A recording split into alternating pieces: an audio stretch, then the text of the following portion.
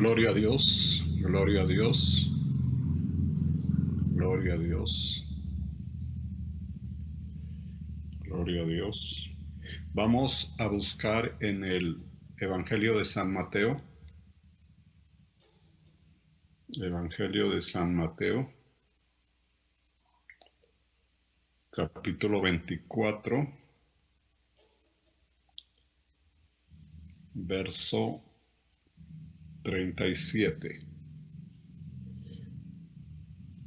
San Mateo 24, 37.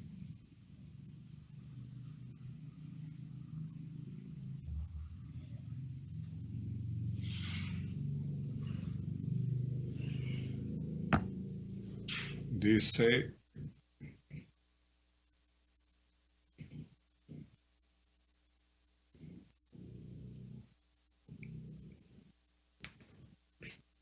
más como en los días de Noé, así será la venida y casamiento hasta el día en que Noé entró al arca.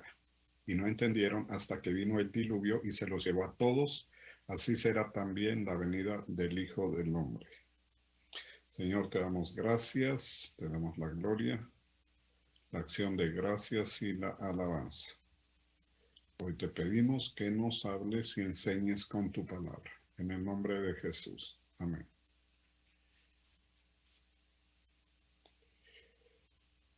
Más como en los días de Noé, así será la venida del Hijo del Hombre.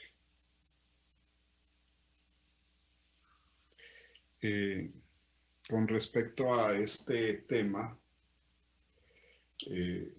se puede enfocar desde el cumplimiento el análisis del cumplimiento de los tiempos, es decir, si ya estamos cerca de que esto suceda, por lo que dice la Biblia con respecto a este tema en diferentes pasajes, libros y versos.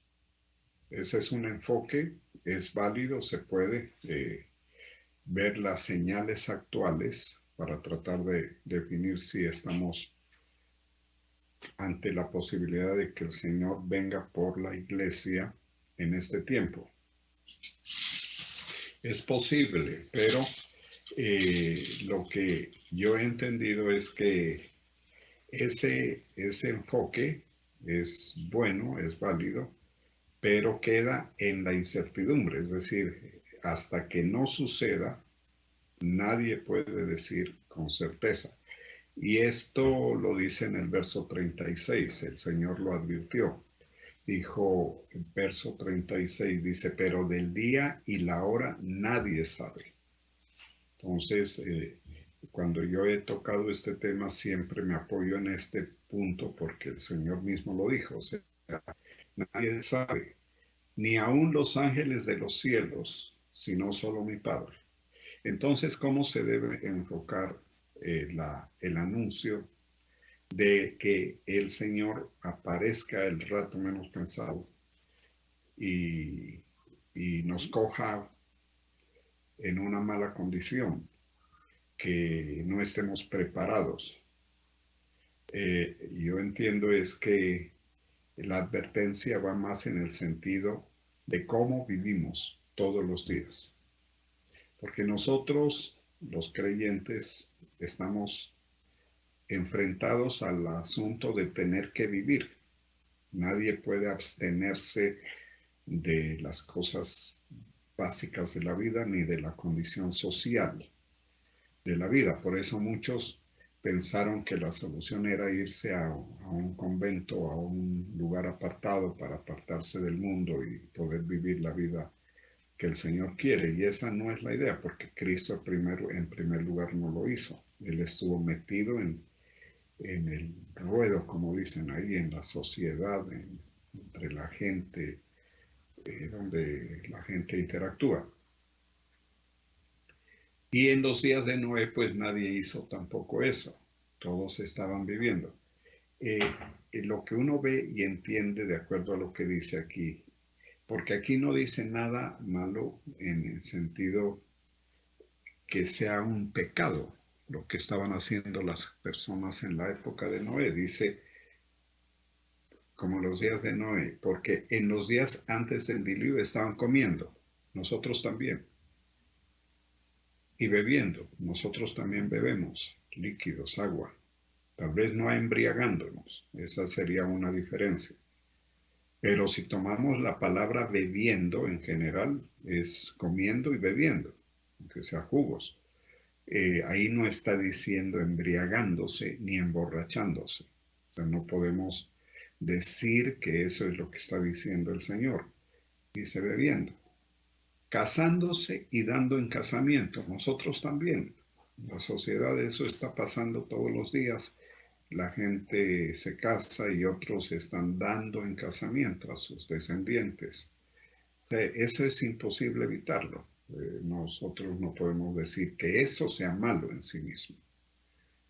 Porque si eso es malo, pues entonces ¿cómo? ¿Cómo es que vamos a vivir? El asunto, hay que entenderlo más bien, es que estas actividades cotidianas de la vida nos absorban y nos pongan en un estado de descuido frente a la posibilidad de que aparezca el Señor. Dicho en otra forma también es que estas actividades propias de la vida pues nos hagan descuidar totalmente nuestra condición delante del Señor, nuestra condición espiritual. Porque no solamente son estas actividades, estas son un tipo de actividades, un modelo de actividades. Otros pueden decir trabajando, otros pueden decir estudiando, otros pueden decir comprando, comerciando, construyendo, de acuerdo a la actividad de cada persona. Y esas actividades, notoriamente, no son definidas en la Biblia como actividades infractoras de la ley. O sea, nadie peca porque come, ni nadie peca porque se casa. Entonces, ¿qué es lo que trata de advertir el Señor? El Señor trata es de que nosotros, los creyentes, porque este es un tema solamente para creyentes, ese es otro punto. Porque si nosotros analizamos el capítulo 24, Él no está hablando del establecimiento del reino milenial de Cristo. Él está hablando de la venida de Cristo por la iglesia. O sea, es un tema para la iglesia.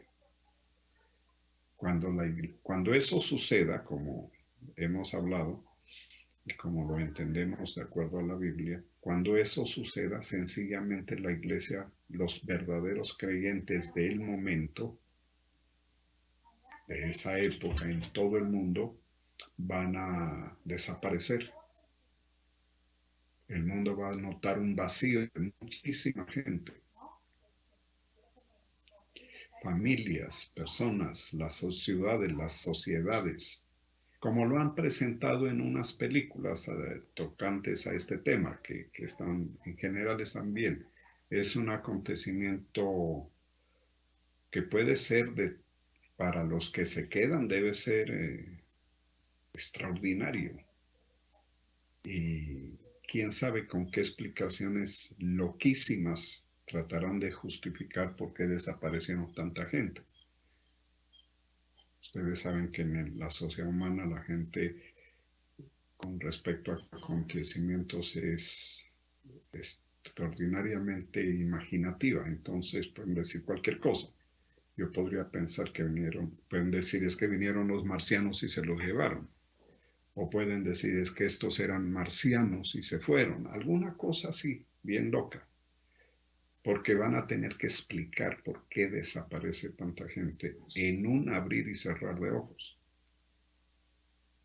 Entonces el acontecimiento va a ser muy notorio, no es un acontecimiento que va a pasar desapercibido por la cantidad de gente. La iglesia en general es una minoría en las sociedades, pero no es tan minoría como para pasar desapercibida.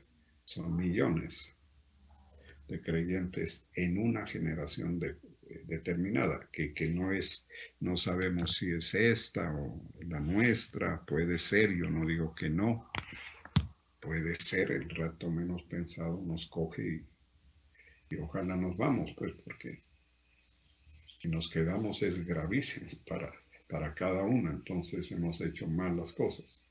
El asunto es aprender a vivir como creyente teniendo muy presente la advertencia de que el Señor puede aparecer el rato menos pensado. Uno sabe que por la tardanza del Señor, que nosotros calificamos así, aparente tardanza, pues lleva 2000 años y no viene, hace que bajemos totalmente la guardia. Y bajar la guardia significa que vivamos como que si no va a venir. Y nos descuidemos y podríamos llegar a estar sorprendidos o ser sorprendidos, porque de acuerdo a lo que da a entender la Biblia en diferentes pasajes, el Señor quiere encontrar a su pueblo listo y esperándolo, no un pueblo que se supone va a ser llevado por el Señor, pero que lo encuentre totalmente distraído en las actividades cotidianas. A eso se refiere más bien. En el celo del Señor es como, Él viene por la novia la novia es la iglesia, entonces es como que llega el novio y la novia está en otro asunto. O sea, el novio se va a sentir como maltratado, defraudado, porque en Israel el asunto funciona un poco diferente en cuanto a esto del novio y la novia, ¿no? Acá en el sistema social que vivimos, pues la que se hace esperar y digamos, la rogada y la de las expectativas es la novia. Es usual que así lo hagan, pues. Es la costumbre social. Pero entre los judíos no, es el novio, el que se tarda, pero finalmente aparece. La novia espera acompañada de doncellas, de acompañantes. Entonces, el novio demanda que la novia esté expectante de la llegada de él. Y eso es lo que espera encontrar, una novia expectante, anhelante, impaciente, si se quiere, que aparezca, que llegue, y que la novia no tiene cabeza sino para el novio. Eso es lo ideal. Para el novio eso es lo ideal. Que la encuentre a la novia exclusivamente anhelando la llegada de él. Entonces, en este simbolismo de la Biblia, la novia, que es la iglesia, debe estar así. Nosotros que formamos parte del cuerpo de Cristo, que es la novia, debemos estar como quien dice, ¿cuándo llega? Ojalá llegue mañana. Estoy esperando que llegue. Ojalá llegue, ojalá aparezca. Pero si somos sinceros, hemos bajado la guardia tanto todos que en cierto sentido no queremos que venga, porque tenemos nuestros propios planes. Yo soy cristiano, yo me voy al cielo y todo lo demás, pero que ojalá no venga porque la cosa está muy buena aquí, nos ha bendecido mucho el Señor, tenemos nuestros negocios, tenemos nuestras actividades, nuestras familias, nuestros quehaceres, hasta tenemos nuestras iglesias y la pasamos bien en la iglesia, adorando, alabando, todo lo demás. Entonces, el sentido se ha apartado de lo que es la voluntad del Señor tanto que estamos en ese estado de total descuido. Y en lugar de estar anhelando la pronta venida del Señor, o somos totalmente indiferentes o incluso podemos llegar a pensar que sería mejor que no llegue tan rápido. Y eso es lo que trata el tema aquí, es lo que no quiere el Señor, porque una novia, de acuerdo a este modelo judío, espera que venga rápido por ella, que venga y se case, se la lleve. Eso es lo que está esperando la novia. La novia no está esperando que ojalá se demore, o porque estoy muy distraída, estoy pasándola bien acá, yo sé que va a venir, pero que ojalá se tarde un poco, porque, bueno, entonces en el celo del novio no le va a gustar, y eso es lo que pasa con la iglesia, que el Señor, lo que uno entiende es que el Señor se llevará la iglesia, o sea, la novia que lo espera, la novia que anhela su pronta venida. Por eso dice velad y orad. La vigilancia es, en parte, estar, es como, porque esto surgió en el primer siglo, en la época del Señor. Entonces, cuando el Señor se fue, anhelaban tanto su regreso que ellos no querían ni dormir ya. Estaban esperando.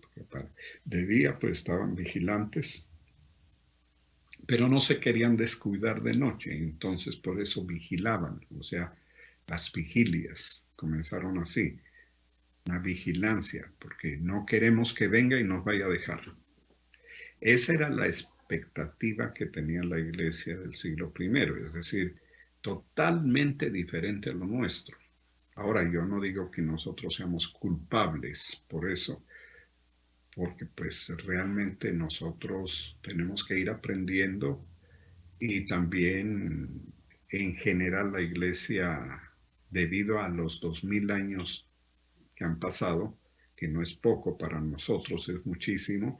Entonces, es como decir, ya no estamos tan atentos, pero la idea del pasaje que estamos citando es que a pesar de la aparente tardanza, porque lo más importante es que es una aparente tardanza y que parece que se ha tardado mucho y realmente en el tiempo como lo vive el Señor, no es nada, no ha pasado tiempo, a nosotros sí.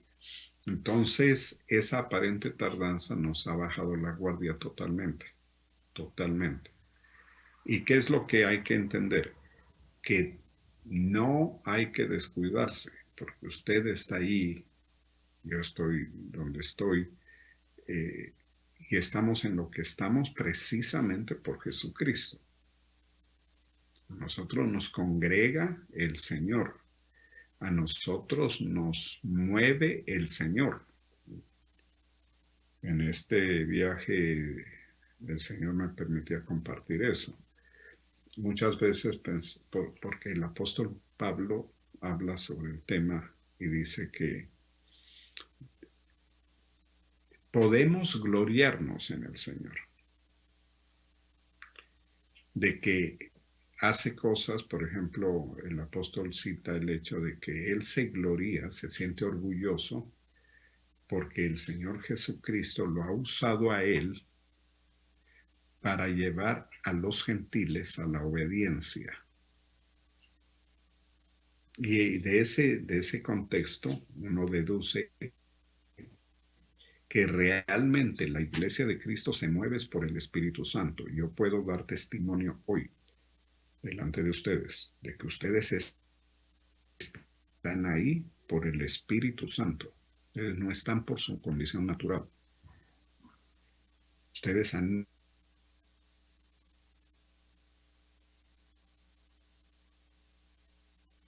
cada uno los ha dirigido.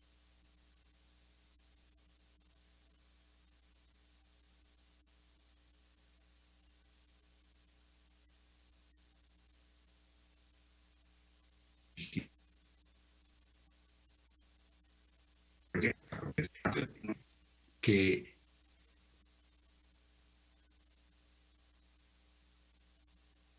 fue a la reunión. me voy al servicio, como lo queramos llamar, pero uno dice yo voy, pero no es así. Yo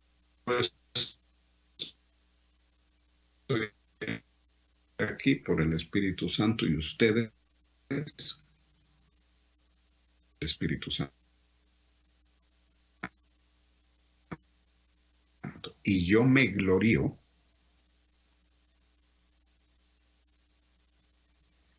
no por mí, sino porque Cristo me usa para formar ese espíritu. Es todo lo que estoy diciendo es la doctrina de la gracia de nuestro Señor. Es el Evangelio de Cristo. Así funciona. Entonces, si ustedes y yo funcionamos así, y eso es para la gloria del Señor, y es algo glorioso, porque es que uno a medida que va avanzando en este camino, pues se da cuenta es que no, y yo los miro y los veo todos reverentes delante del Señor, en la disciplina del Señor, como decía Pablo, en el buen orden, como una asamblea ordenada, porque en la sociedad humana una asamblea con las personas no es así. Entonces, ese testimonio hace entender de que ustedes son de Cristo. Todos somos de Cristo. Y si somos de Cristo, esperamos su venida. Lo peor que nos podría pasar, entendámoslo, lo peor es que el Señor venga y nos deje, que no nos levante, porque eso es una desaprobación. Nos desaprobaría, es decir, te encontré en otro asunto. No me anhelabas, no me esperabas. Entonces, por eso el Señor advierte.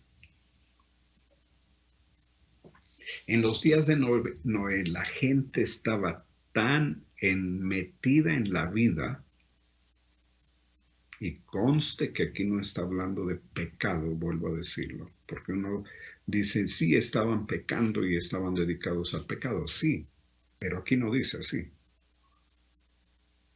Yo sé que ellos estaban viviendo muy mal, y por eso el Señor trajo el diluvio. Pero ahí no dice, el detalle no es ese. Lo que quiere destacar y lo que compara, dice, como en los días de Noé, no es propiamente la vida de pecado, porque nosotros no estamos en ese tipo de vida. Es el estado de distracción que no nos permite ver las señales y los acontecimientos que nos van a advertir. Ellos tuvieron a Noé, que dice que era pregonero de justicia. Y este punto, cuando dice la Biblia así, pregonero de justicia, hay que ponerle atención. Porque ¿qué es un pregonero? Un predicador. No era un predicador de justicia, de la justicia de Dios. O sea, Noé no era un hombre que estaba simplemente ahí y que de pronto agarró para empezar a hacer un barco. No. No era un hombre que hablaba de Dios.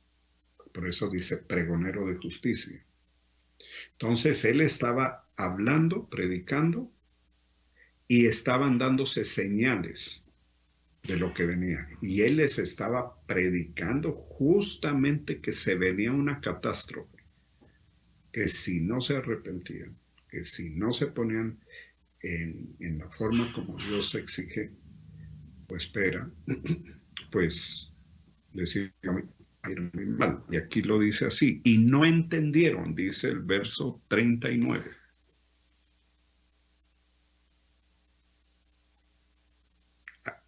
Y esta gente siguió viviendo, así como dice aquí, comiendo y bebiendo, casándose y dando en casamiento, hasta, dice clarito ahí, hasta el día en que Noé entró en el arca. O sea, hasta ahí predicó Noé.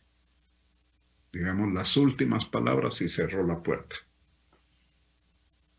Y luego dice, verso 39, y no entendieron. Póngale atención a eso. que está muy bien explicado, y no entendieron. O sea, hubo un tiempo de predicación, de advertir. El Señor no hizo una jugada, podríamos decir, mala. Los cogió sorprendidos y les cayó con el diluvio y arrasó con todo. No, el Señor mandó la predicación y mire que esto es coherente. El Señor siempre advierte. Con Jonás, que hemos hablado en estos días, advirtió a Nínive. Con Sodoma y Gomorra lo que uno entiende es que esa gente estaba muy mal, muy pero muy mal. A eso no les mandó un pregonero ni un predicador porque no, eso estaban muy pervertidos ya, o sea, ya no iban a cogerla.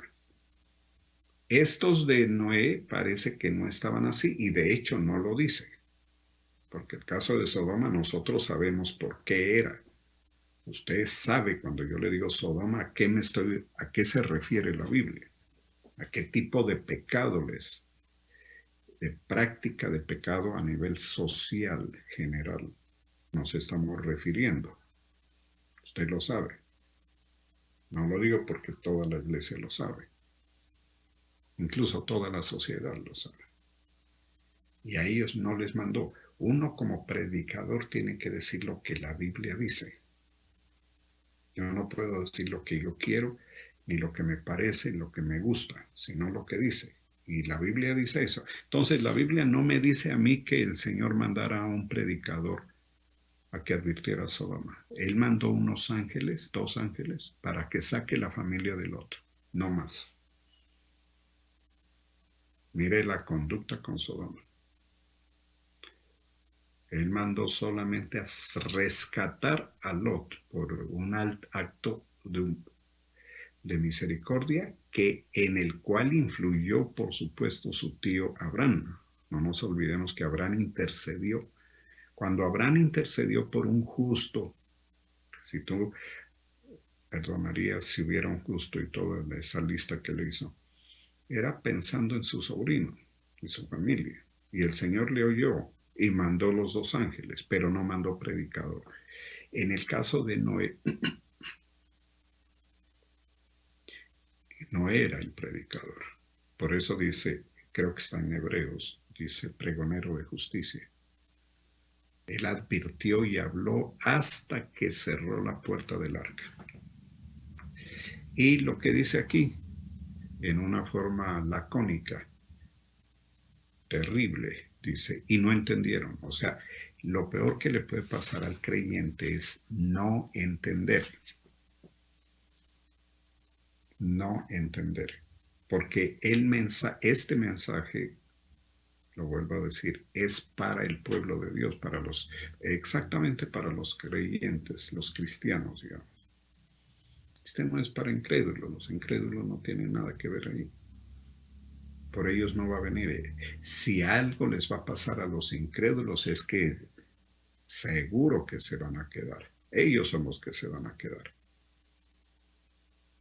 Esa la tienen garantizada de que se quedan. Cuando el Señor venga, ellos se quedan. Entonces, y no entendieron hasta que vino el diluvio, ya cuando vino el diluvio. Y se los llevó a todos, es decir, arrasó. Porque el diluvio, así como ustedes han visto tal vez videos o películas de avalanchas o de grandes aguaceros que cogen un arroyo y lo vuelven grandísimo y que se lleva todo, se lleva puentes, se lleva carro. En Barranquilla, pues eso pasa cada rato. Coge los carros y los arrastra. Y eso que es pequeño, es un aguacero fuerte, no es un diluvio. El diluvio debió ser una cosa terrible. Empezó a correr el agua y por eso dice se los llevó. O sea, llegó un momento en que el agua cogió una fuerza, unas corrientes como ríos y la gente ahí se la llevó. Murieron ahogados. ¿Hasta cuándo les advirtió el Señor? Hasta que llegó. ¿Y qué pasó? Que ellos no entendieron de qué se trataba. ¿Qué fue lo que no entendieron exactamente? Las señales. Las señales no las entendieron. A la iglesia hay que advertirle las señales.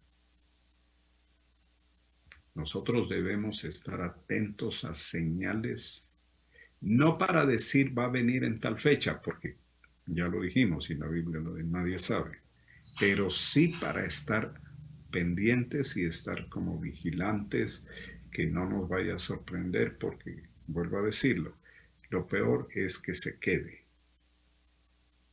Todos tenemos que decir usted, yo he pensado varias veces, muchas veces he pensado, ¿qué tal que todos se fueran y yo me quede? Hasta chistoso. Muchos se reirían. Cómico el asunto, pero durísimo, porque si me quedo quiere decir que yo no soy salvo. ¿Mm? Entonces, cada uno debe pensar eso. ¿Y qué tal que en la casa mía, que todos somos cristianos, en verdad mi papá y mi mamá se vayan, mi hermana, mi hermano, y yo me quede? ¿Qué está testificando eso? Mi mala profesión de la fe y mi total descuido, es decir, me cogió en otros temas, en otros asuntos de la vida, que no son pecado, vuelvo a decir, sino que sí hay que hacer todo lo que en la vida hay que hacer, porque eso es inevitable, por ejemplo, trabajar. Y estos temas que toca aquí. Pero debemos estar expectantes, porque lo que dice la Biblia, la forma como lo dice, es que todos los planes nuestros quedan anulados en el momento en que el Señor venga. Todo queda. Hasta ahí llegamos prácticamente. Llegamos hasta el punto en que nos llevó, pero eso es bueno. Ya vemos que nos llevó el Señor, ya nos olvidamos del pasado, ya, bueno, que iba a comprar la casa, que iba a vender esto, que me iba a casar, uno dice, el otro que iba a cualquier actividad y quedó suspendida. ¿Por qué? Porque el Señor nos levantó y nos llevó, y cuando nos veamos nos vamos a ver en las nubes con Él. Nos vamos a ver en las nubes con Él, porque Él, y como dice la Biblia, Él no va a pisar la tierra. Cuando venga por la iglesia viene con ángeles y llega hasta las nubes. Y los ángeles recogerán a todos los que estén vivos en esa época, y los que hayan muerto en Cristo serán levantados, y los que estén vivos serán transformados y se van y desaparecen desde las nubes. Eso es lo que es el rapto de la iglesia, y a eso es que le está diciendo. Y el diluvio, la semejanza es porque la humanidad que entra a partir de ahí en una época, la peor época de la humanidad, mejor dicho, quedarse en la tierra no va a ser lo mejor. Vendrán tiempos supremamente terribles para los que queden. Entonces, uno tiene que darle gracias al Señor que la iglesia no va a pasar por esos tiempos, los tiempos finales de esta dispensación. Cuando esos tiempos pasen, es que ya viene el Señor a establecer su reino. Mientras eso pasa, la iglesia estará en el cielo con el Señor en la celebración, y ahí en esa época es que se va a celebrar las bodas del Cordero. Entonces, quedarse es como catastrófico para cualquier persona. Y dice, y se los llevó a todos, así será también la venida del Hijo del Hombre. O sea, en el sentido de lo sorpresivo. Muy sorprendente. Ahora, yo digo, uno no puede decir esta noche va a venir ni mañana, pero sí hay que estar vigilando su venida, pero más que todo vigilándose uno, cómo estoy viviendo. ¿Qué significa eso? No se entusiasme con nada en este mundo. Nada. Porque la verdadera iglesia, la del siglo I, los que se salvaron, ellos no estaban esperando ni entusiasmados con nada. Ellos lo único que querían era que el Señor vuelva. Por eso en Apocalipsis, en el capítulo final, dice Marán Atá. Ven pronto, Señor Jesús. Esa era la oración. Ven pronto, Señor Jesús. Esa era la oración de ellos. Ven pronto, ven pronto. Entonces la iglesia del siglo XXI tiende a ser una iglesia súper acomodada, súper bendecida y súper distraída. Y eso le puede costar que muchísimos de los miles de gentes que se congregan se queden si llegara a venir. ¿Por qué? Porque nosotros estamos llamados a una vida diferentísima en el cielo, eterna. Entonces, el cuidado que debemos tener de acuerdo a esta revelación es, sí, todo muy bonito, hay que comer, pues claro, el tiempo del matrimonio para los que se casan, perfecto, cásense, pero pilas.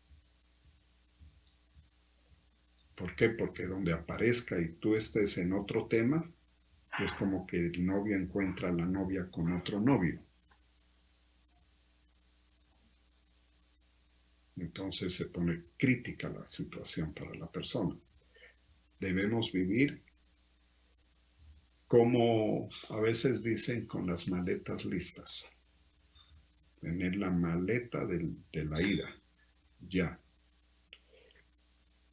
No, en este mundo, en esta vida, hay temas que te hacen sentir feliz.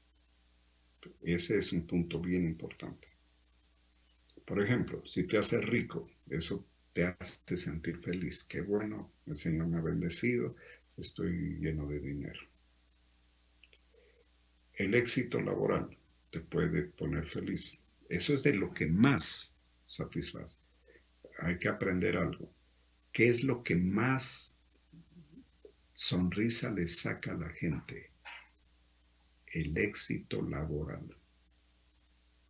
Más que todo, está por encima del matrimonio. Nadie casado anda con la sonrisa. Parece chiste, pero... Y si no, muéstrenmelos. 40 años de matrimonio y con la sonrisa así, no se ve. Pero 40 años de labor y con una empresa y con un dinero, eso sí te pone como con un aire de satisfacción personal y de éxito que no se compara. Yo te digo lo que es. Yo no estoy en contra ni a favor de nada, estoy diciendo lo que se ve. ¿Y por qué es importante? Porque la idea de la iglesia es no se entusiasme con nada. Por eso es que la iglesia del primer siglo vendió todo. Así dice. ¿Qué hicieron en el libro de los Hechos? Acuérdese. Vendieron todo y lo fueron a entregar a los apóstoles. Y ahí fue que surgió el caso de Ananías y Zafira, la mujer esta que con su marido fueron y mintieron y que Pedro los reprendió y murieron. ¿Por qué estaba vendiendo la iglesia eso? Porque ellos no estaban esperando nada. Ellos estaban esperando que venga el Señor. Esa época pasó. Esa época entró en desuso porque como no llegó, entonces tuvieron que volver a lo mismo. al trabajo, a sus propiedades, todo. Pero el sentido es no distraerse. Usted no se entusiasme con nada. Que usted no diga mi felicidad es lo que yo tengo, mi felicidad es lo que he logrado, mi felicidad es esto. ¿Por qué? Porque nosotros, de acuerdo a la Biblia, somos peregrinos, o sea, transeúntes. Somos gente que está de viaje, que pasamos por aquí. Es como cuando usted va a una ciudad y tiene que pasar por otra. Y ahí para el bus o para el avión, para usted con su vehículo. Y dice, ya llegamos, no, aquí vamos a estar un rato.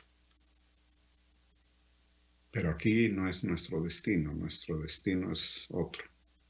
Eso es lo que pasa con la iglesia. O sea,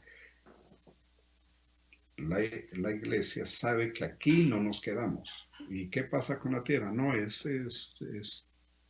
escala, podríamos decir. Es o que vamos a estar aquí nomás y ya luego seguimos. Entonces, yo cuando estoy en una ciudad de tránsito, yo no hago nada, no me planifico en nada. Acá es parecido. Haga lo que tenga que hacer, sirva al Señor, alegres en la presencia, viva, coma, el que se ha de casar, que se case bien, compre, venda, lo que haga, pero no se distraiga del llamado, porque si se distrae, se puede quedar.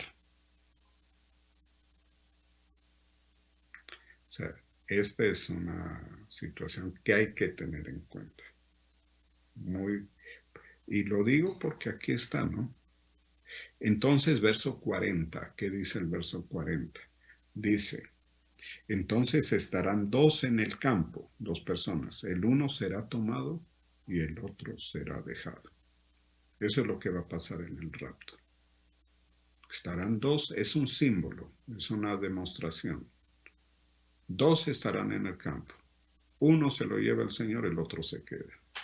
Dos mujeres estarán moliendo un molino. La una será tomada y la otra será dejada.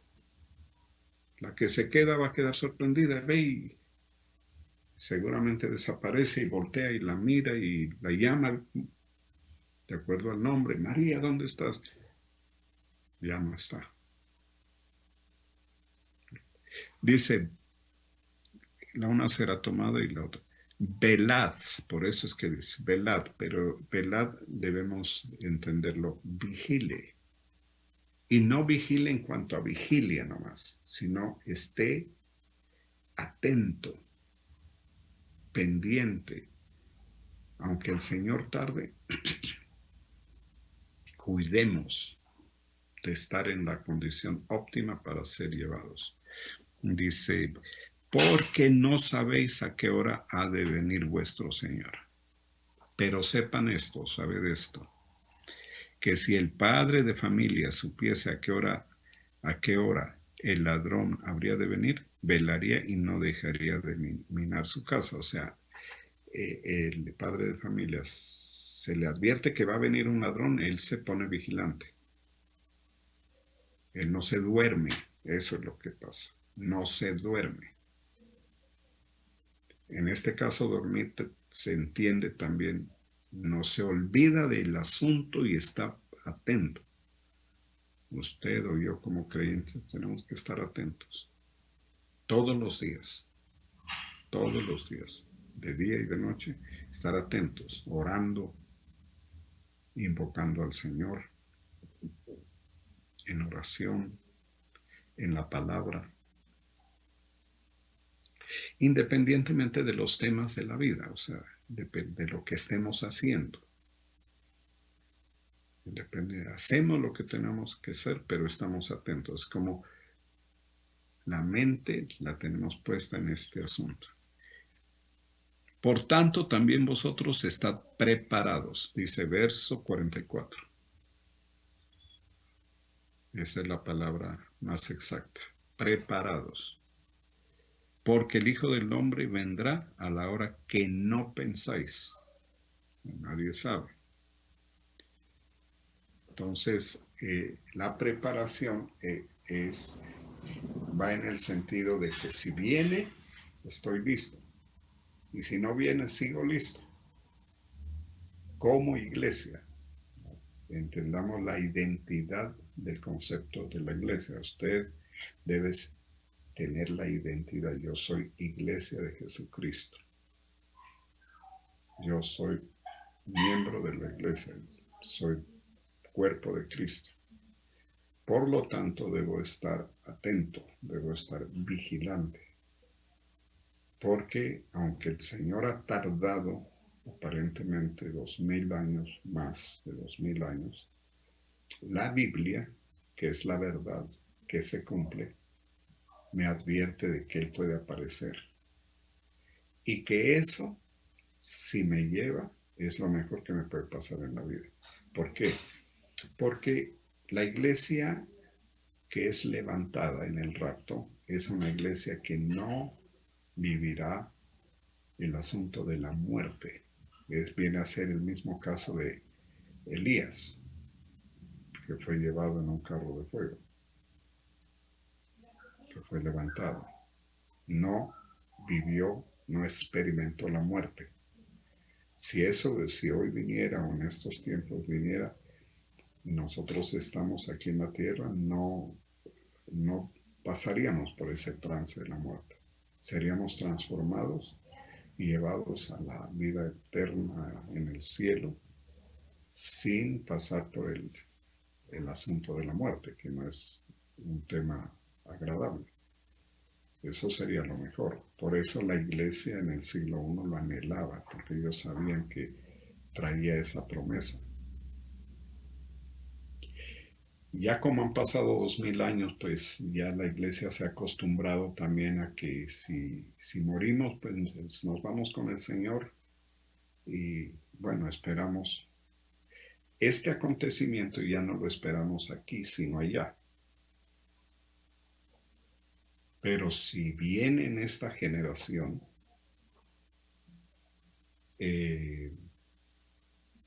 pasaríamos de una sola vez al cielo, sin tener que pasar por la sepultura.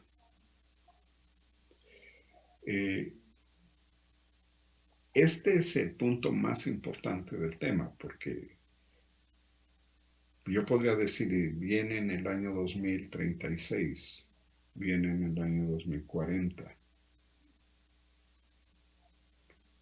Hay gente que dice que viene pronto. También desde hace 2000 años se viene diciendo eso. Sí, es así.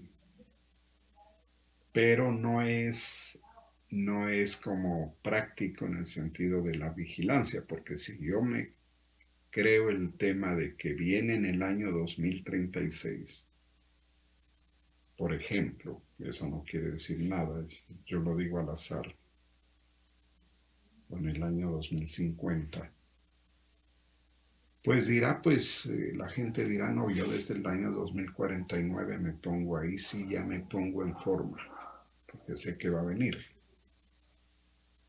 Ya me voy a alistar y voy a estar ahí en todo. Pero justamente ese es el tema, que el Señor dijo, no cuenten con una fecha, porque nadie sabe, los ángeles. Más bien permanezcan preparados. Y entonces se cumple la voluntad del Señor, que estamos preparados. En parte lo estamos haciendo. Cuando estamos en la iglesia, cuando nos reunimos como iglesia, cuando oramos en la casa, cuando oramos personalmente, cuando leemos la Biblia. Estamos atentos. Y de eso se trata. Y la idea es no distraerse, independientemente. Y recuerde que a usted lo está moviendo el Espíritu Santo. Y que lo más agradable para el Padre y el Hijo es que usted obedezca la dirección que nos da, todos nosotros obedezcamos la dirección que nos da el Espíritu Santo. Estar haciendo lo que el Señor nos pide, no por voluntad humana, sino por la voluntad del Señor. La voluntad del Señor se está manifestando en la vida. O sea, esa es la libertad en Cristo, que no nos mueve la voluntad humana de alguien que nos pida, nos exija, sino que cada uno es movido por el Señor. Esa es una característica de la iglesia del Señor. Y que denota la obediencia que Pablo menciona cuando dice que él se gloria en el Señor, porque los gentiles se volvieron obedientes al Señor, obedientes al Evangelio. Vamos a darle gracias. Señor, te damos la gloria, la acción de gracias y la alabanza en esta noche. Nos regocijamos en tu presencia, porque en tu presencia hay plenitud de gozo. Te damos gracias por la obra que haces en cada uno de tus hijos e hijas, Señor, que tú diriges con tu poder, con el poder de tu Espíritu Santo. Te damos gracias. Dale gracias al Señor porque el Señor te está ayudando a perseverar en su presencia, en el servicio que tú haces. Tú haces un servicio al Señor, alabas al Señor y eso lo haces por voluntad del Espíritu Santo. Él es el que nos mueve. Por eso la Biblia dice, porque en Él somos, vivimos y nos movemos. Nosotros no nos movemos por voluntad humana, sino por voluntad del Señor. Porque en ti somos, vivimos y nos movemos. Te damos gracias, Señor. Damos gloria y alabanza a tu nombre poderoso en esta noche. Te pedimos que te muestres a nuestra vida con poder. Glorificamos en nombre de Jesús. Te damos gracias, Señor, por tu palabra, porque tu palabra es la verdad que nos guía y que nos advierte. Hoy entregamos nuestras necesidades, nuestras situaciones personales delante de ti, dándote gracias por tu cuidado, porque tú nos cuidas con tu palabra. Nos ayudas a vivir centrados. Nos ayudas a enderezar cada vez el camino, a rectificar y a vivir pendientes de ti, porque somos el cuerpo de Cristo, la novia. Y como novia debemos vivir pendientes del novio. Entonces vivimos pendientes de ti, dándote gracias por tu misericordia, tu bondad, por todas las cosas buenas que has hecho en nuestra vida, por todas las misericordias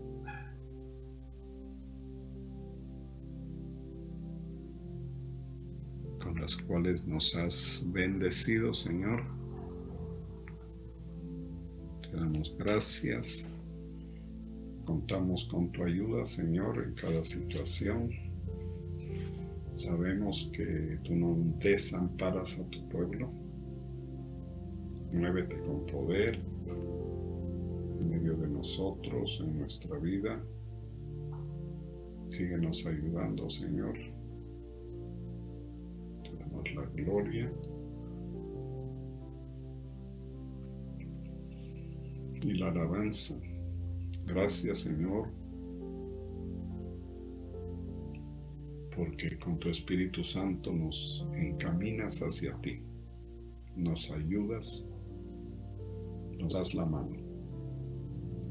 Hoy te bendecimos, confiamos en tu provisión, en tu protección, en tu cuidado. Fortalécenos en la fe, Señor. Llénanos con tu Espíritu Santo. Porque tú eres bueno y tu misericordia es para siempre. Y tu verdad es para todas las generaciones. Te damos gracias. Glorificamos tu nombre, Señor. Que el fuego se encienda en nuestro corazón. Que haya fervor para ti, Señor.